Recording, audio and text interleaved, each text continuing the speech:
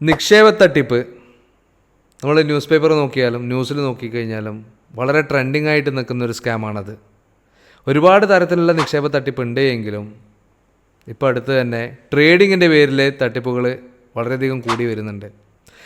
അവരുടെ ഭാഗത്ത് നിന്ന് ഉള്ള ഓഫർ എന്താണെന്ന് പറഞ്ഞു കഴിഞ്ഞാൽ, നിങ്ങൾ ചെറിയൊരു പൈസ ഇൻവെസ്റ്റ് ചെയ്താൽ മതി, ട്രേഡ് ചെയ്ത് ഞങ്ങൾ കാണിച്ചു തരാം നിങ്ങൾക്ക്. തീർച്ചയായും ആ ഒരു ഇൻവെസ്റ്റ്മെൻറ്റിൻ്റെ മേലെ അവർ ട്രേഡ് ചെയ്ത് കുറഞ്ഞ സമയം കൊണ്ട് തന്നെ അവരൊരു പ്രോഫിറ്റ് ഉണ്ടാക്കി കാണിച്ചു കൊടുക്കുകയാണ്. അടുത്തതായി ക്യാപിറ്റൽ കുറച്ചുകൂടി കൂട്ടിയാൽ നിങ്ങൾക്ക് എന്തുകൊണ്ട് ലാഭം ഇരട്ടിപ്പിക്കാൻ വേണ്ടി പറ്റില്ല എന്നുള്ളൊരു ചോദ്യം.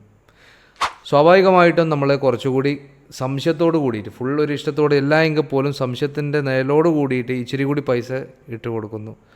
അതിലും നമുക്ക് പ്രോഫിറ്റ് തന്നെയാണ് വരുന്നത്. പിന്നെയും വിശ്വാസം ഇരട്ടിച്ചു. പിന്നീട് അവർ ക്യാപിറ്റൽ നല്ല രീതിയിൽ ഗ്രോ ചെയ്യാൻ പറയുന്നു, നല്ല രീതിയിൽ ഫണ്ടിങ് ചെയ്യാൻ വേണ്ടി പറയുന്നു. ആ സമയത്ത് തീർച്ചയായും നമ്മളെ അവിടുന്ന് ഇവിടുന്നും ആൾക്കാരുടെ കയ്യിൽ നിന്ന് പൈസ റോൾ ചെയ്തും പൈസ മറിച്ചും ഉള്ളതൊക്കെ പണയം വെച്ചും ബ്ലേഡിനെടുത്തും വിറ്റും ഒക്കെ നമ്മൾ ഈ പൈസ കൊണ്ടുപോയിട്ട് ഇതിലേക്ക് ഇൻവെസ്റ്റ് ചെയ്യുന്നു.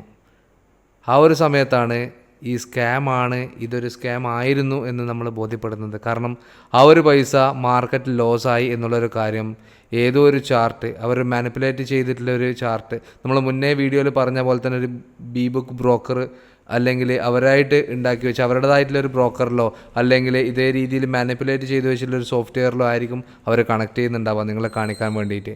അതിലൂടെ ഈ ഒരു പൈസ മുഴുവൻ നഷ്ടപ്പെടുന്നതോട് കൂടിയിട്ട് ആ ആളുടെ മുന്നിൽ ശൂന്യത മാത്രം. ചിലപ്പോൾ ആ ഒരു ജീവിതവും ഇതിലൂടെ അവസാനിച്ചേക്കാം.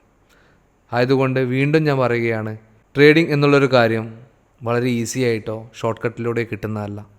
ഇതിലൂടെ നല്ല രീതിയിൽ ലാഭം ഉണ്ടാക്കാം. പക്ഷേ ഇത് ഇഷ്ടപ്പെട്ടും പഠിച്ചവന് മാത്രം. അത് ചെയ്യുന്നില്ല, നിങ്ങൾക്ക് അതിലൂടെ കഷ്ടപ്പെടാനും ഇഷ്ടപ്പെടാനും വേണ്ടി പറ്റുന്നില്ല എങ്കിൽ ദയവേത് ഇതിലുള്ള പ്രോഫിറ്റിന് നിങ്ങൾ ആഗ്രഹിക്കരുത്. ആഗ്രഹിച്ചിരുന്നെങ്കിൽ നാളെ നിങ്ങളും ദുഃഖിക്കേണ്ട ഒരവസ്ഥ വരും 100%.